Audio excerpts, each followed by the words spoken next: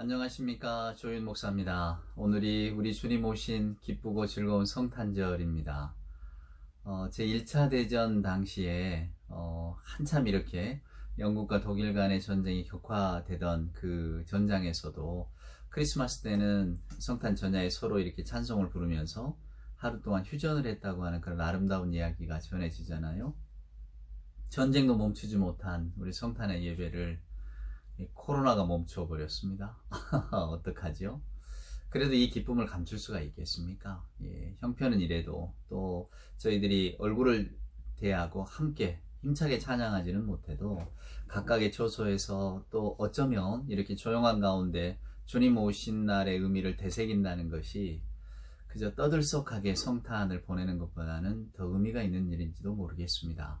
저희들 살아생전에 또 한 번 이런 성탄절을 경험할 수 있겠습니까?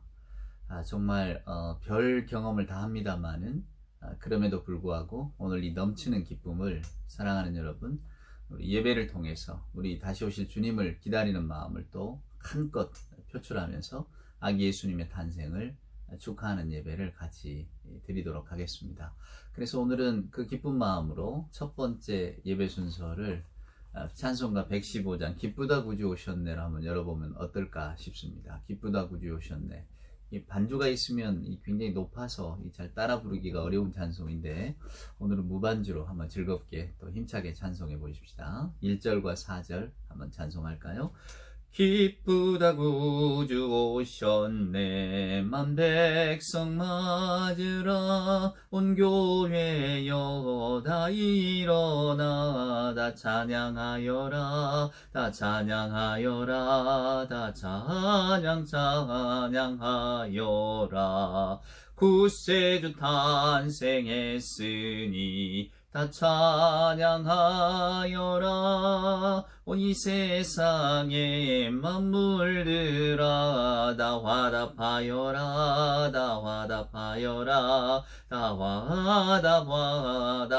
화답하여라 온 세상 죄를 사하려 주 예수 오셨네 죄와 슬픔 몰아내고 다 구원하시네 다 구원하시네 다 구원하시네 은혜와 진리 되신 주 다 주관하시니 만국 백성 구주 앞에 다 경배하여라 다 경배하여라 다 경배하여라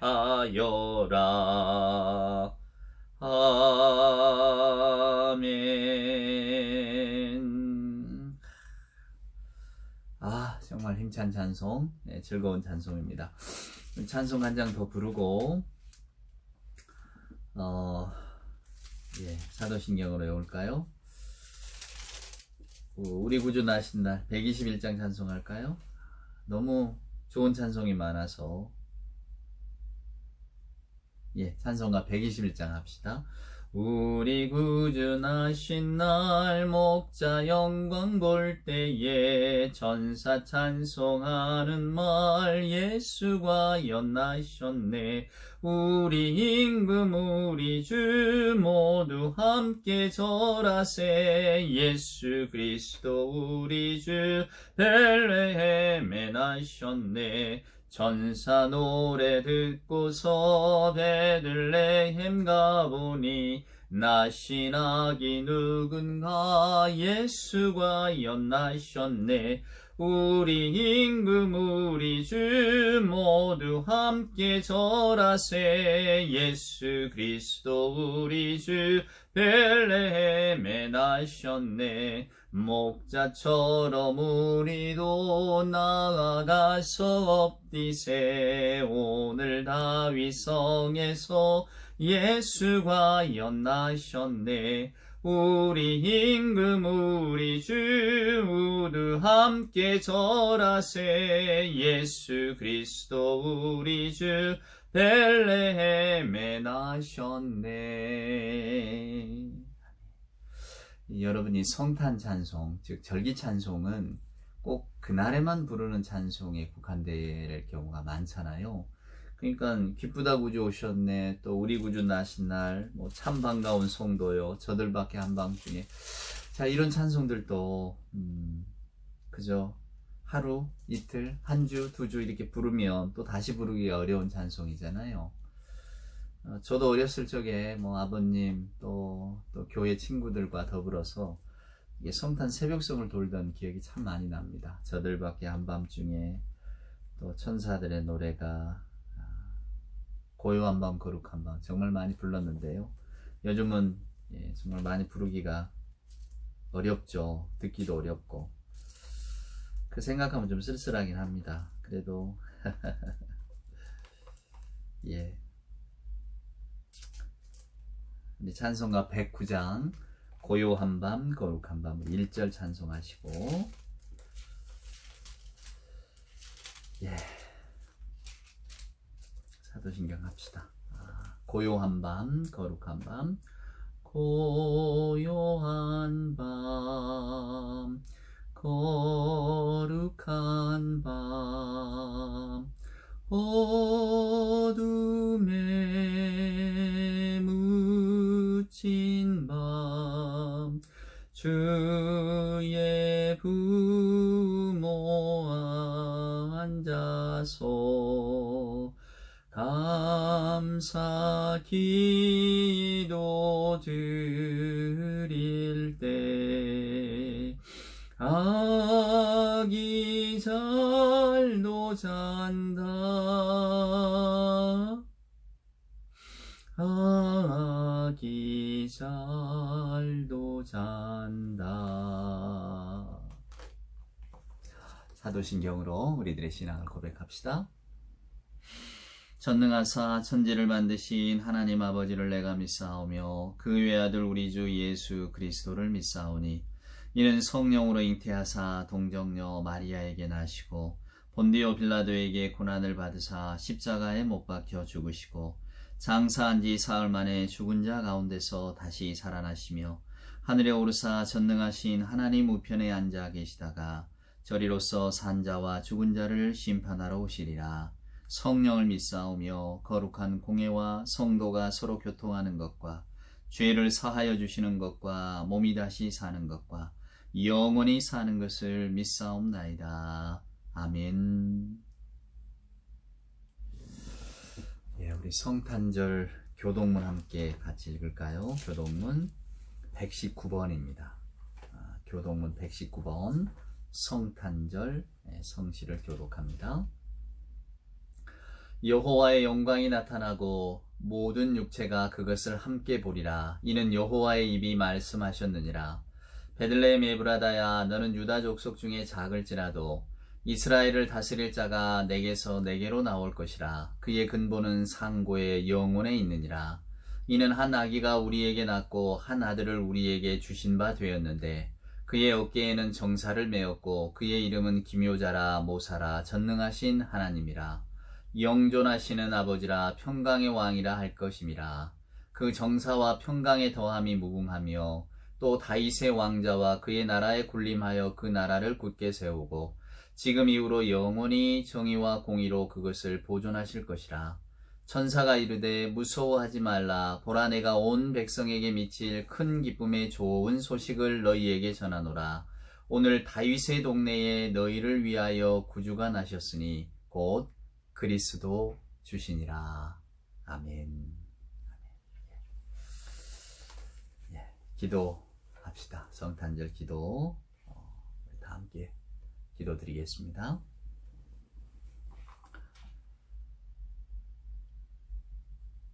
사랑과 은총으로 함께 하시는 아버지 하나님, 2000년 전 이 땅에 탄생하신 우리 아기 예수님, 그 오심을 기뻐하며 저희들 오늘 이렇게 예배케 하시니 하나님 감사합니다.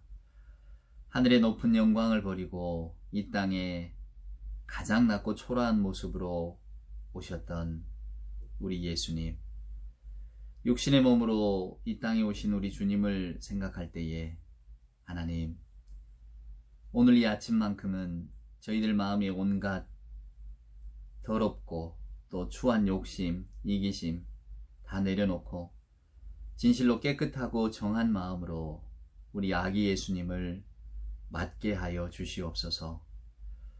저희들 우리 주님 오신 이 성탄절을 기억하며 간절한 마음으로 하나님 기도 올립니다.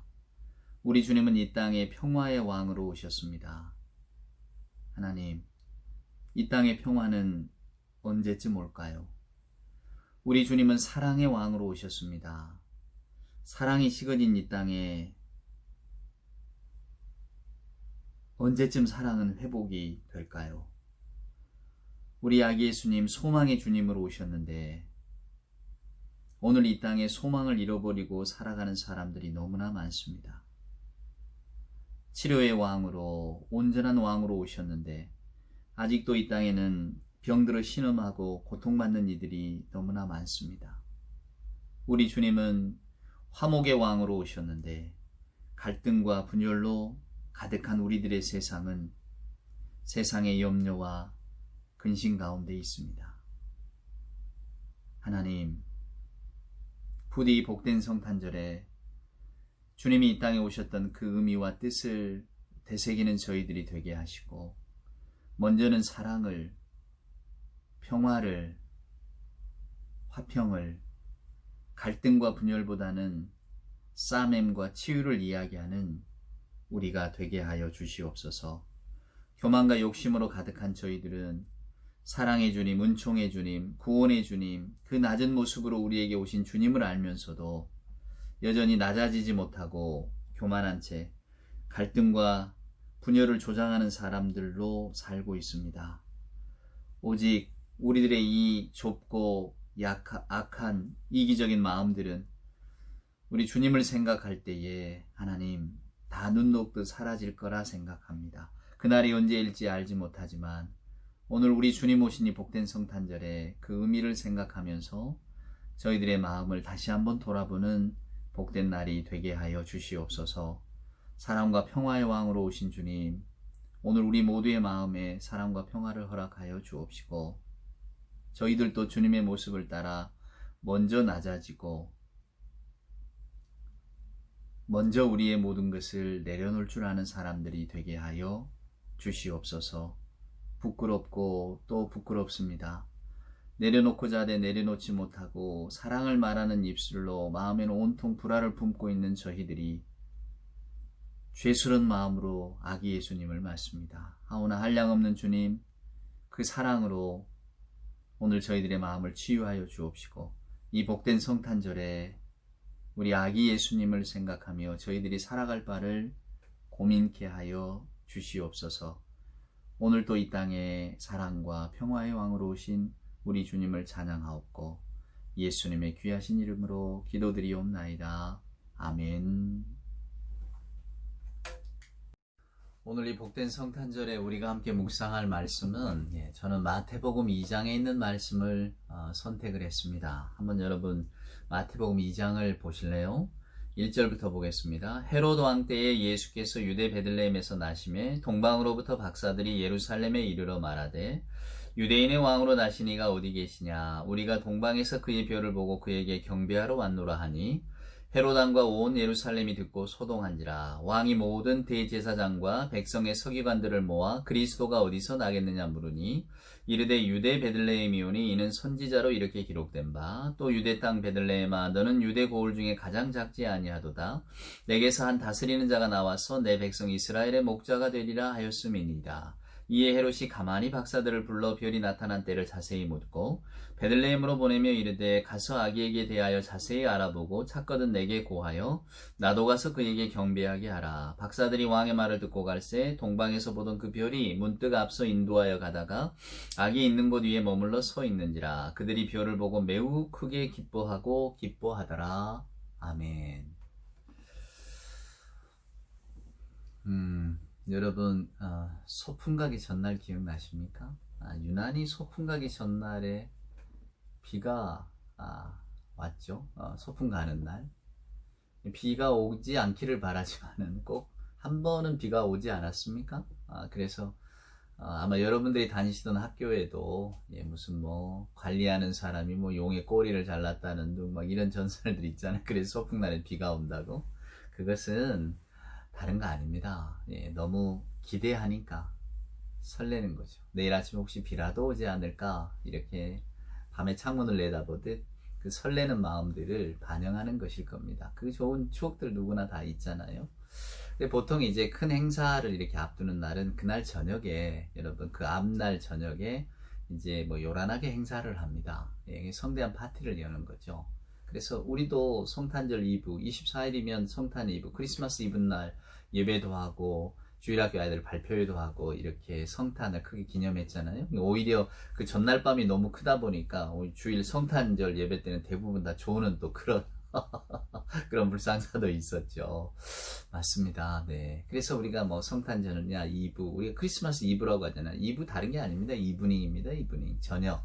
저녁. 그러니까 큰 잔치를 벌리는 큰 행사가 있는 날 저녁에 벌리는 잔치, 파티죠, 파티. 이건 가장 좋은 날입니다.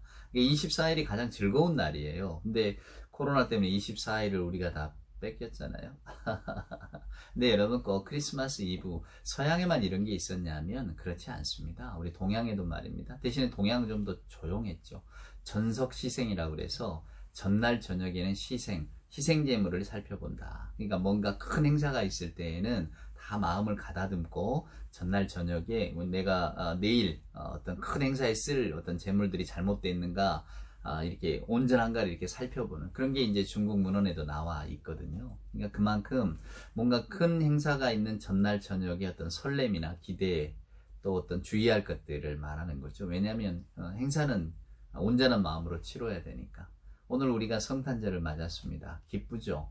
코로나 시국에도 기쁩니다. 저는 참 오늘이 기쁩니다. 주님 오신 날을 기념하기도 하고 또 주님 오신 날을 기억한다는 것은 다시 오실 주님을 우리가 기다린다고 하는 의미잖아요. 이게 성탄절이라고 하는 것이 실은 예수님 태어난 걸 즐거워하면서 또 한편으로는 다시 오실 주님을 기다리는, 그러니까 탄생을 기뻐하는 날이기도 하지만 한편으로는 종말을 고대하는 그런 날입니다. 아주 이중적인 의미가 있는 날이죠. 그래서 우리 예수 믿는 분들에게는 이 성탄절이라고 하는 것이 아주 의미가 큽니다. 그래서 교회 절기도 대림절이라잖아요. 우리가 주님 강림하시는 것을 기다린다고. 2000년 전에 주님이 오셨던 것처럼 이제 종말의 때 주님이 오실 건데 우리는 그때를 기다립니다. 이러면서 그 신앙을 가다듬는 거죠. 그래서 오늘 저는 여러분들과 예수님이 오신 의미하고 예수님이 오신 것을 어떻게 우리가 기다려야 될 것인가 이런 이야기를 좀 나눠보려고 합니다.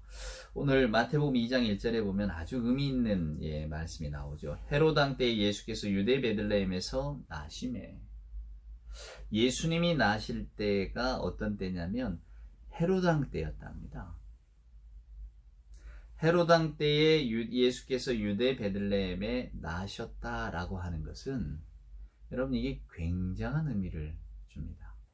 헤롯 왕 때가 어떤 때입니까?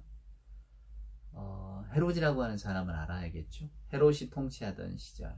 헤롯은 원래 에돔 사람입니다. 정통 유대인이 아니에요. 근데 지금 유대는 지금 로마 식민지잖아요. 로마가 총독을 파견하고 다스리는데 각각의 지역에 유대를 4지역으로 이렇게 분할을 해서 각각 분봉왕을 세웠습니다. 그 중에 하나입니다. 근데 이 헤롯이라고 하는 사람이 에돔 사람이지만 유대의 지도자로 있잖아요.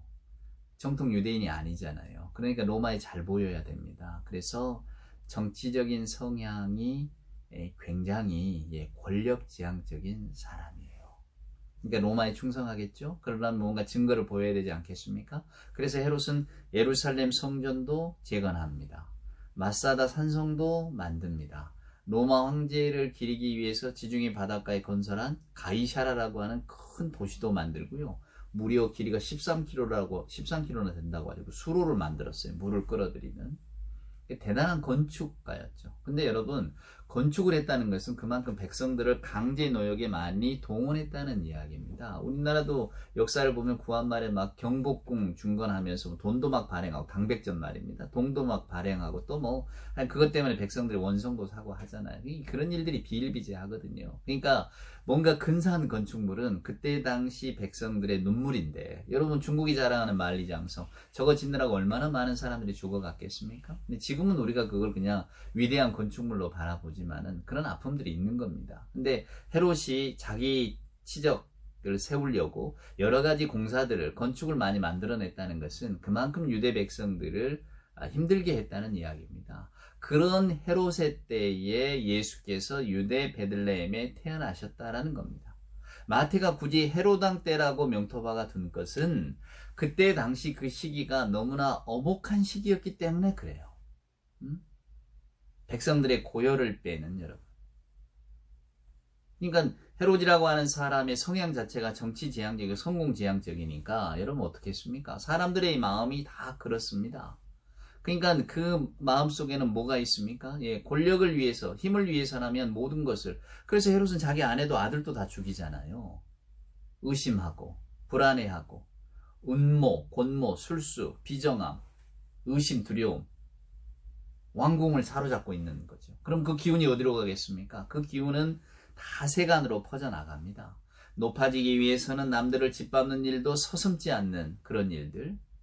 그러니 그 권력이라는 게 여러분 뭡니까? 권력의 민낯이라고 하는 것은 결국은 자기가 힘을 얻기 위해서 모든 것을 다 희생시켜 버리는 겁니다, 여러분. 그런데 그때에 우리 주님이 베들레헴에 태어나셨다는 거예요. 그 말은 뭡니까? 헤롯의 때에, 또 더 크게 나가면 로마가 세상을 다스리던 때에 예수님이, 세상을 구원할 구원자가 왕궁이 아니라 여러분 어디서 태어납니까? 마국간에서 태어납니다. 저는 뭐 가보지는 못했습니다. 그 알프레드 듀러라고 하는 사람이 그린 그림, 그게 예수님의 마국간 이렇게 그려놨지만 그 마국간이 어떤 마국간이냐면 그 다윗 왕궁의 한쪽에 있는 것 같은 그런 마국간이에요. 여러분도 한번 꼭 그 피렌체에 가시면, 이태리 피렌체에 가시면 그 우피치 미술관에 있는 그 알브레이트 듀러의 동방박사의 어떤 경배라고 하는 그 그림을 꼭 한번 보세요. 저는 그걸 보면서도 야, 이게 참 우리 듀러라고는 화가가 우리 예수님의 어떤 오심을 정말로 오해했구나라는 생각을 떨쳐버릴 수가 없었어요. 물론 그때 15세기 그 시대가 주는 어떤 것도 있었겠지만, 우리 주님은 철저하게 유대 베들레헴에 이름 없는 마국간에 오셨단 말이에요. 그것은 뭐냐면 헤롯이 다스리던 때하고 우리 주님이 다스리던 때는 전혀 반대되는 것이라는 것을 보여주는 거예요. 헤롯은 자기 권세를 누리기 위해서 모두가 자기를 섬기기를 바랬지만 우리 주님은 정반대로 섬기려고 오셨잖아요. 너희 가운데 으뜸이 되고자 하는 사람은 종이 되라고 하잖아요. 노자가 상선약수라는 말을 합니다. 이 가장 높은 선이 물인 거죠. 물은 뭡니까? 계속 낮아지면서 흘러가잖아요. 그 옛 사람들은 강과 바다가 수많은 계곡의 왕이 되는 것은 스스로를 낮추기 때문이다 그런단 말이에요. 우리 주님이 그 모습을 보여주셨잖아요. 낮은 모습. 그러니까 말구유가 맞죠. 이름 없는 곳이 맞죠, 여러분. 자, 그때 당시 사람들의 마음을 여러분 한번 헤아려 보세요. 지금 우리가 코로나라도 많이 힘들잖아요. 일상생활도 잘 안 되고 그냥 우리가 무수히 그냥 편안하게 누려왔던 그런 일상의 사람들이 깨지는 경험들을 하잖아요. 근데 예수님 당시 사람들에게 일상은 어떤 거였을까? 일상은 공포였을 겁니다. 날마다 먹고 사는 문제에 눌리고, 또 권력에 눌리고, 또 뭐 자연을 통제할 수도 없고, 또 질병도 감당할 수 없는 그런 시절이었잖아요. 그러니까 병 걸리면 죽고, 전염병이 돌면 그냥 한 마을이 다 몰살당하고, 또 전쟁이 일어나면 그저 애꿎게 모든 생명들을 다 바쳐야 되는, 로마가 다 힘의 나라 아닙니까? 팍스 로마나라고 하지만은 결국 로마가 유대를 점령하는 것이 다 힘 아닙니까? 그저 봄이 되면 전쟁에서 이웃나라를 침략해서 빼앗아 오는 것 아니에요. 영토를 빼앗고, 물자를 빼앗고, 사람을 빼앗고, 이것이 고대 세계의 질서입니다. 힘의 논리죠. 근데 그 속에서 살아가려니 얼마나 힘들겠습니까? 더군다나 유대는 약소국 아닙니까? 항상 침략의 두려움, 항상 언젠가 이게 삶이 편안하지를 못하여 스테이블하지가 않아요. 언제나 불안한 겁니다. 언제 어느 때 무슨 일이 벌어질까? 그러니까 사람들의 마음이 강팍해질 수 없는 거죠. 내일을 기약할 수 없기 때문에 오늘이 강팍한 것 아니겠어요? 자, 그런 사람들 사이에서, 그리고 지도자인 헤롯이라고 하는 이는 온전히 그냥 권력지향적인 사람입니다. 그런 세상 속에 우리 주님이 오셨단 말이에요. 이게 오늘 마태복음 2장 1절의 의미입니다. 오늘 이 헤롯 왕을 보세요. 헤롯 왕은 온전히 자기만을 아는 사람이에요.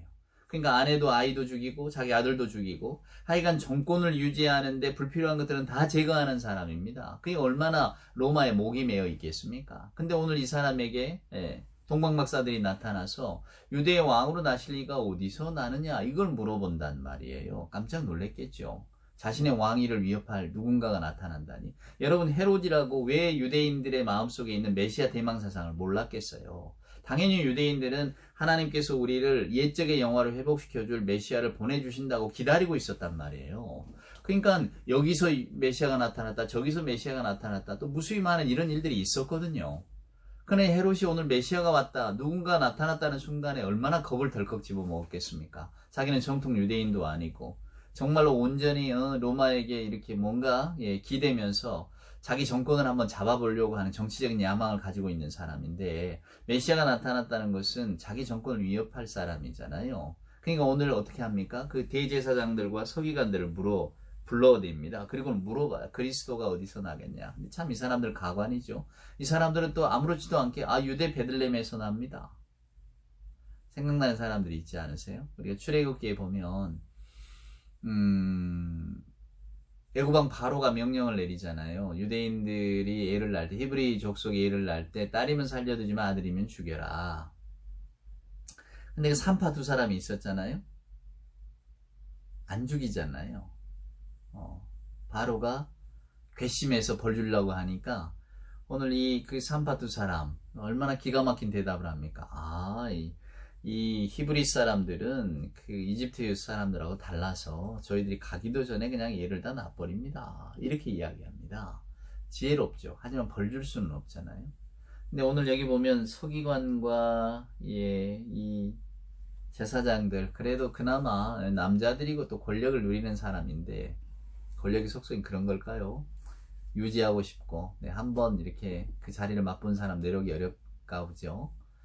그러니까 그냥 헤롯이 말하면 또 이실직고합니다.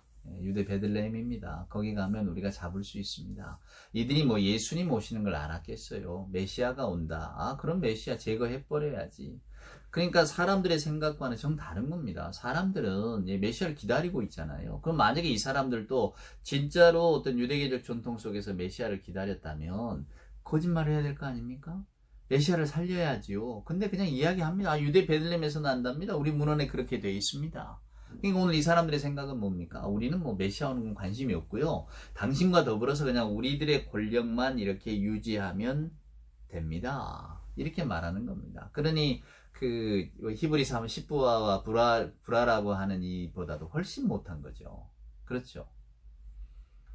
그들의 마음속에도 여전히 권력에 대한 욕구가 눈을 가린 겁니다. 그러니까 오늘 헤롯과 대제사장들과 백성의 서기관들이 참 다 그냥 한통 속입니다. 권력지향적이고 정치적으로 이기면 그만이. 내가 정말 모든 것을 소유하면 그만이. 그래서 동방박사들이 이야기하잖아요. 거짓으로 말합니다. 나도 좀 경배하게 해달라고. 우리는 그 다음 이야기를 압니다.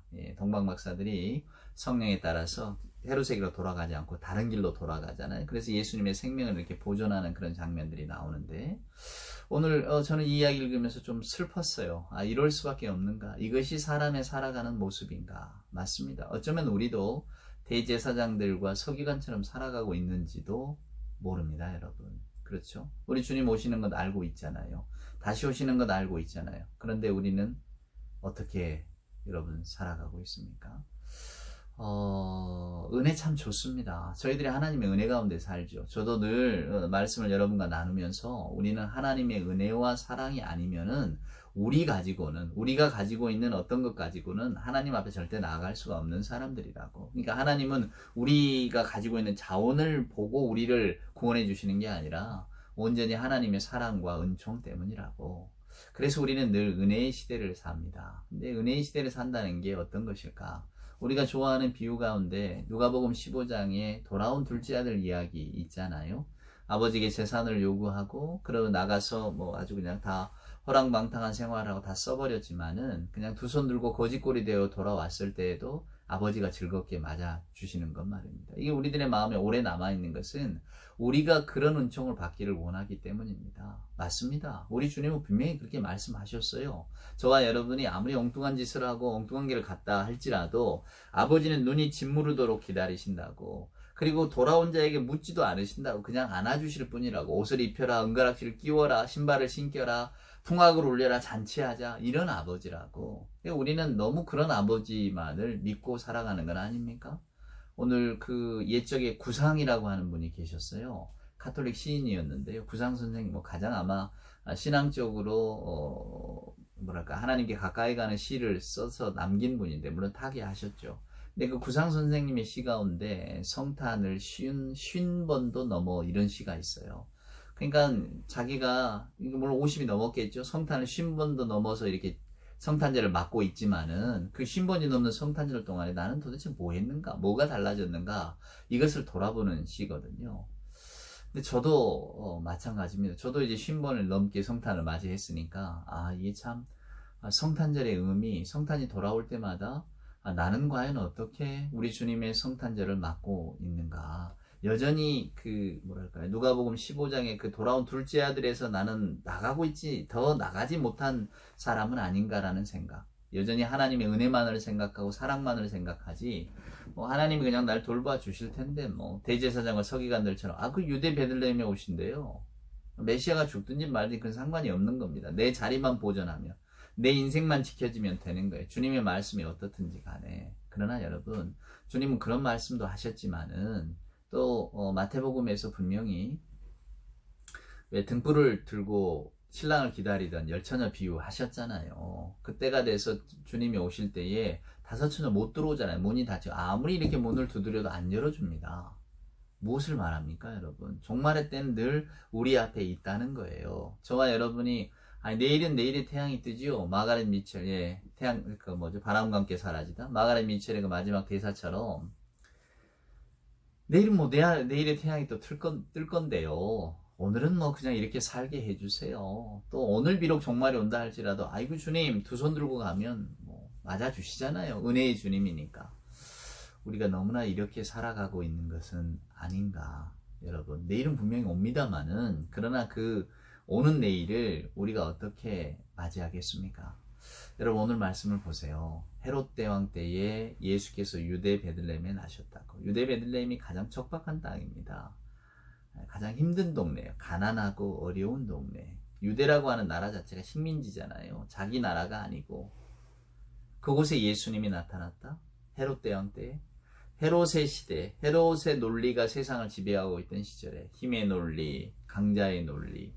오늘날도 마찬가지죠. 우리는 모두가 다 성공하고자 하는 마음, 그럴듯한 삶을 살고자 하는 마음 가운데 삽니다. 그래서 우리 마음속에는 아기 예수님을 실은 맞이할 구유의 자리는 없죠. 오히려 헤롯 대왕이 들어올 자리는 있습니다. 그렇지 않습니까? 우리는 늘 복음도 그래서 성공 복음이라는 게 있잖아요. 예수를 믿어서 우리가 성공하자. 우리를 성공의 길로 이끌어 주시는 분이 주님이다. 이런 식으로 우리 주님의 모습을 이렇게 그냥 덮어버립니다.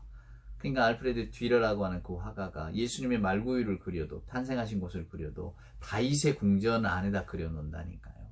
그건 아니잖아요, 여러분. 우리는 분명히 유대 베들레헴 그 척박하고 가난한 땅에 오신 주님을 봅니다. 그리고 그 주님이 이 땅에 왜 오셨을까를 생각합니다. 주님의 오신 것이 왜 사람들에게 여러분 소망이 됐을까요? 마태복음 25장에 보면 우리 주님이 유명한 양과 염소의 비유를 하시잖아요. 근데 사람들에게 그 최후의 심판에 대한 비유를 들려주시는데 몰라요. 당연히 하나님의 나라로 인도받을 사람, 우리가 흔히 천국이라고 말합니다만 하나님의 나라로 인도받을 사람들은 들어오지 못합니다. 그들은 왜 자기들이 못 들어왔는지 그 이유를 몰라요. 또 하나님의 나라, 주님과 더불어서 천국에 들어가는 사람들도 나옵니다. 그런데 천국에 들어가는 사람들도 그 이유를 몰라요. 우리가 왜 들어갈 수 있습니까? 저 사람들은 왜 못 들어갑니까? 우리가 왜 들어갑니까? 이런 이야기를 할 때에 우리 주님이 무슨 말씀을 합니까? 너희들은 내가 헐벗을 때에 나에게 먹을 것도 주고 입을 것도 주고 옥에 갇혔을 때에도 찾아오고, 그죠 여러분? 어렵고 힘들 때에 너희들이 나를 대접하지 않았냐. 그것이 오늘 너희들이 한 일이다 라고 하는 거예요. 그것이 너희들을 오늘 하나님의 나라로 인도한다고. 지금 무슨 이야기입니까? 종말의 때를 사는 사람들에게, 저와 여러분에게 필요한 삶이 어떤 건가 하는 것을 보여주는 겁니다. 우리가 아무리 우리 마음을 넓힌다고 해도 세상에 가난한 사람들을 다 구제할 수 있겠습니까? 저나 여러분이 아무리 어떤 선한 마음을 갖는다고 해도 뭔가 좀 어렵고 힘든 사람을 다 도와줄 수 있겠습니까? 그럴 수는 없죠. 그러나 그런 마음을 가지고 살아간다는 것이 중요하다는 겁니다. 저는 최근에 사마에게라고 하는 다큐멘터리를 본 적이 있어요. 여러분, 사마에게. 사마가 하늘이란 뜻입니다. 시리아어로. 시리아예요. 시리아가 지금 뭐 시리아 난민들, 이 옛적에 여러분 그 3살짜리 어린아이 물에 죽은 채로 떠밀려 왔던 것이 큰 우리에게 충격으로 남아있잖아요. 시리아 난민입니다. 시리아가 아직도 분쟁 중에 있잖아요. 오랜 독재에 시달려서. 그래서 이제 오죽하면 고향을 떠나서 다 떠나겠습니까? 그때 그 내전 중에 알레포라고 하는 이 반군 중심 도시였는데요. 정부에 반대하는 거죠. 정부가 독재를 하니까. 거기에 이제 살던 한 의사 가정의 이야기입니다. 부인이 다큐를 찍었고요. 남편은 의사입니다. 그 알레포에 남아있던 젊은 의사인데, 그 와중에도, 그러니까 정부군이 포위하고 매번 이렇게 폭격을 떨어뜨리는데도 그 와중에 결혼을 하고 사마라고 하는 딸을 얻습니다. 이제 그 엄마 되는 이가 그 다큐멘터리를 찍는 거예요. 수년 동안에. 사마가 태어나고 또 뭐 신혼집도 얻었지만 금방 또 병원에 와서 살아야 되고 막 폭격이 떨어지고 하는데요. 보면서 그 너무 고통스러움이 막 다가왔죠. 우리도 1950년 한국전쟁 때 저랬겠다 싶기도 하고, 또 지금 시절에 저런 환경 속에 살아가는 사람들이 있구나, 분노도 일고요. 어떻게 자기 나라 백성에게 막 저렇게 비행기를 전투기를 통해서 폭탄을 떨어뜨리고 아무렇지도 않게 폭격하는가, 좀 슬펐어요. 우리가 이렇게 살고 있는 세상과는 너무 다른 세상이니까. 근데 그 다큐 중에 하나가 어떤 장면이 나오냐면, 이제 만삭의 인부가 폭격을 맞아서 병원으로 실려옵니다. 근데 뭐 엄마도 정신이 없죠. 이미 정신이 나갔어요. 폭격 맞고 막 상처 나고. 근데 이제 결국 아이를 살려야 되잖아요. 만삭이니까. 그래서 수술을 합니다. 근데 배를 가르고 이렇게 아이를 꺼냈는데 아이가 그냥 파랗게 되어 있어요. 저도 그런 장면, 아기들은 처음 봤는데, 왜냐하면 우리는 보통 이게 태어난 아기들 보잖아요. 영화든 드라마든 이렇게 보는 경우가 있잖아요. 근데 그 아이는 이미 죽었더라고요.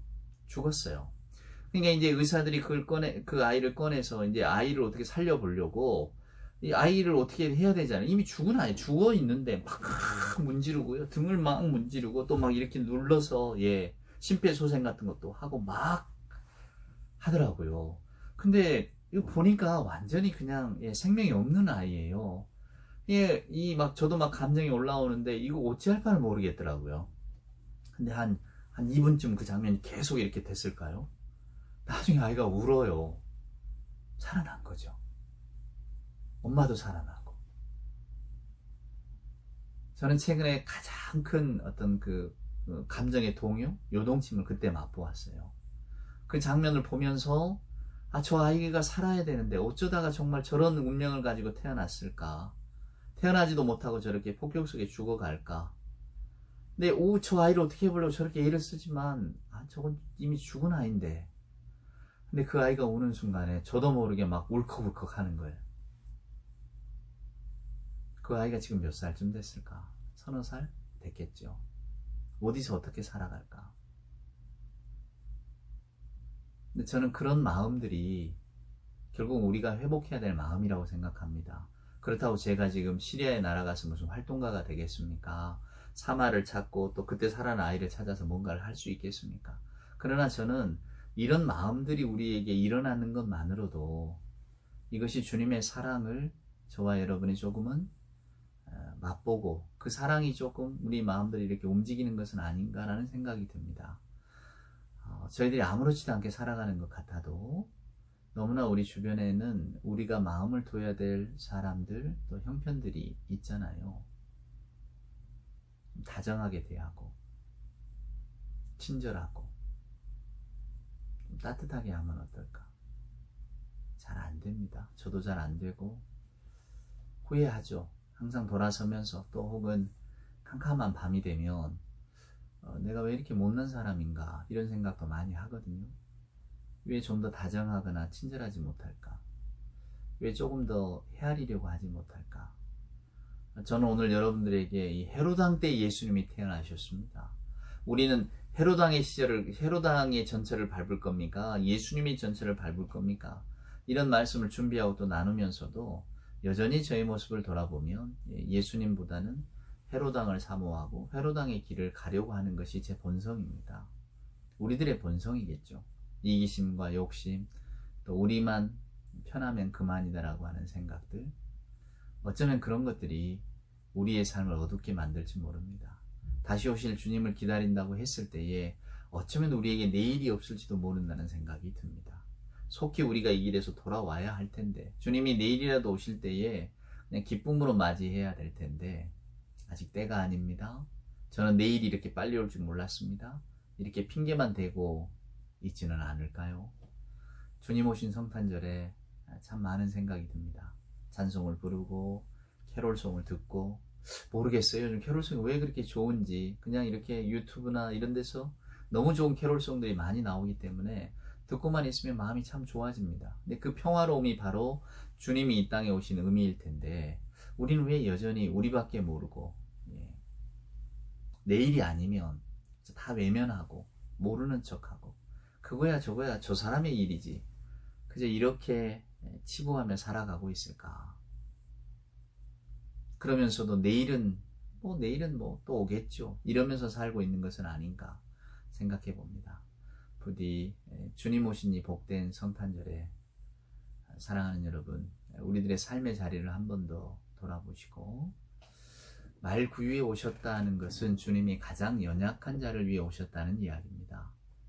우리도 무언가 이렇게 마음씀을 넓힘으로써 주님의 뒤를, 또 말구유에 오신 주님의 모습을 한 번쯤 생각하는 그런 성탄절을 보낼 수 있지 않겠습니까? 여러분, 기쁜 성탄절입니다. 모두에게 기쁜 성탄절이 되기를 저는 소원합니다. 삶의 형편이 아무리 지난해도 여전히 헤롯의 시대가 우리 시대를 관통하고 있는데, 그럼에도 불구하고 예수님이 태어나셨다는 것, 예수님은 오늘도 우리 안에 계신다는 것, 그리고 주님이 오실 때 분명히 저희들에게 너희가 앞으로 그렇게 살아야 한다 이게 아니고, 내가 헐벗을 때 너희가 먹을 것을 주었고, 내가 아플 때 너희가 나를 위로했고, 내가 가난하고 배고플 때 너희가 함께 해주었다. 그것은 과거거든요. 현재이기도 하고, 우리가 그 주님의 말씀에 합하여서 어떻게 삶을 살아갈 수 있을까를 고민하는 성탄절이 되었으면 좋겠습니다. 아울러서 온 세상이 기뻐하잖아요. 만백성 맞으라고 했잖아요. 진실로 오늘도 삶의 형편이 어떠하든지 간에 아기 예수님의 이 땅에 오심, 아기 예수님의 탄생으로 인해서 모두가 다 기뻐하는 그런 성탄절이 될 수 있기를 소망합니다. 그 성탄의 축복이 오늘 저와 여러분에게, 또 이 땅의 모든 사람들에게, 저 멀리 사마에게도 꼭 있기를 기원합니다. 그 복된 성탄절, 복된 성탄절, 성탄을 모두가 기뻐할 수 있기를 간절히 바랍니다. 우리 찬송가 112장 1절과 4절 한번 부를까요? 그 맑고 환한 밤중에 무천사 내려와 그 손에 비파 들고서 다 찬송하기를 평강의 왕이 오시니 다 평안하여라. 모두에게 평안을 비는 마음으로 우리 찬송가 1절과 4절 부르고 제가 축복기도 나누겠습니다. 112장입니다. 그 맑고 환한 밤중에 무천사 내려와 그 손에 비입하 들고서다 찬송하기를 평강의 왕이 오시니 다 평안하여라. 그 소란하던 세상이 다 고요하도다. 예선지에 언응하여 베들레헴 성에 주 예수 탄생하시니 온 세상 구주라. 저 천사 기쁜 노래를 또다시 부르니 온 세상 사는 사람들 다 화답하여라. 아멘. 기도합시다. 이제는 평강의 왕으로 오신 우리 구주 예수 그리스도 크신 은혜와 하나님의 사랑하심과 성령님의 함께하심이 평강의 왕이 오시니 다 평안하여라 복된 찬송을 부르면서 온 세상 모든 이에게 평강이 깃들기를 함께 기도하는 우리 예배하는 모든 하나님의 자녀들 머리머리 위에와 저들의 삶의 평강과 또 앞으로 살아갈 모든 소망들 위에 만군의 주로 오신 우리 주님의 사랑이 전해지고 전해질 이 땅의 모든 사람들 위해 이제로부터 영원 무궁토록 함께하여 주옵기를 간절히 축원하옵나이다. 아멘.